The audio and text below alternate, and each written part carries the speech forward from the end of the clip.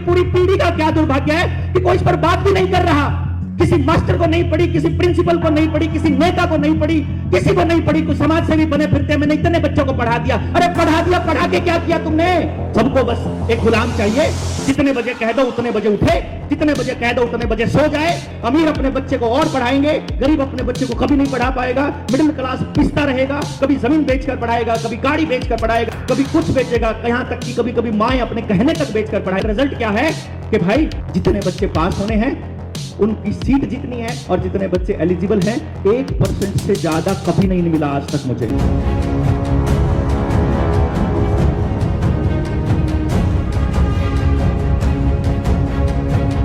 कितना बड़ा दुर्भाग्य है हमारे बच्चों का। यह दुर्भाग्य है कि घर में स्टोर रूम पड़ा है, उसमें सब कचरा पड़ा है। आपको मालूम है लकड़ी का क्या इस्तेमाल, लोहे का क्या इस्तेमाल, कांच का क्या इस्तेमाल, कागज पेपर पड़ा है उसका क्या इस्तेमाल है, सबका पता है। घर में जो बच्चा पैदा हो गया उसका इस्तेमाल करना नहीं आता, स्कूल में जो बच्चा पढ़ने आ गया उसका इस्तेमाल करना नहीं आता, समाज के लिए बच्चे को तैयार करना नहीं आता, किसी को नहीं आता। और कमाल की बात क्या, दुर्भाग्य क्या, पूरी की पूरी पीढ़ी का क्या दुर्भाग्य है कि कोई इस पर बात भी नहीं कर रहा। किसी मास्टर को नहीं पड़ी, किसी प्रिंसिपल को नहीं पड़ी, किसी नेता को नहीं पड़ी, किसी को नहीं पड़ी, कुछ समाज सेवी बने फिरते मैंने इतने बच्चों को पढ़ा दिया। अरे पढ़ा दिया, पढ़ा के क्या किया तुमने?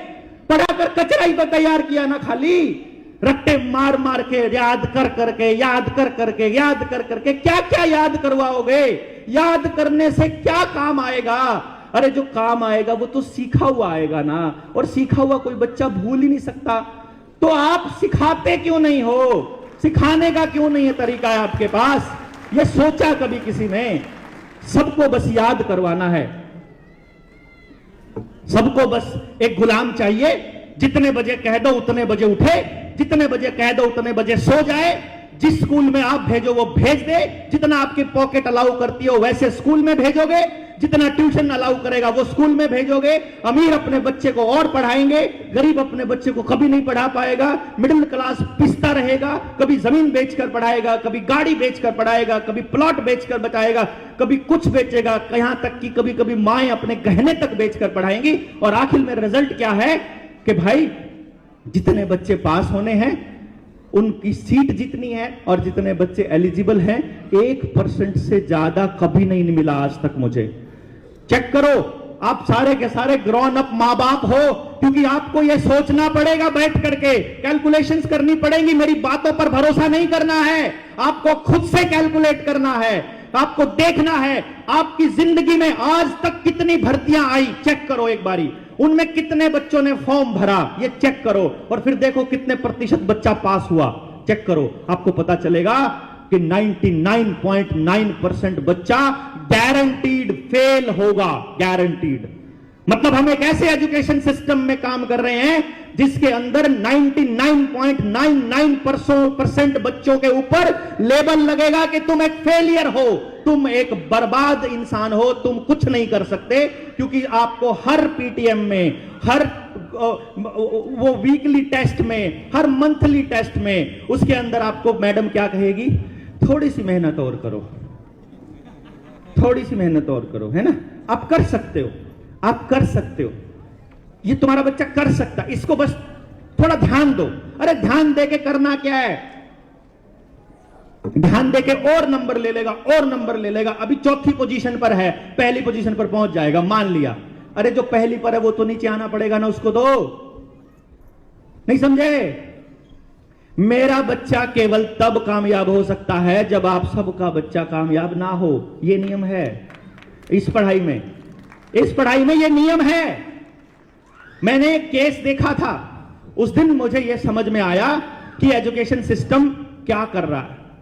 एक आदमी ने मुझे अपने किसी दोस्त के बच्चे के बारे में एक लाइन बोल दी, और मेरा अंदर से कलेजा फटने को आया कि कोई मेरे बच्चे के लिए भी ऐसी ही बद्दुआएं मांग रहा होगा कभी, कहीं ना कहीं।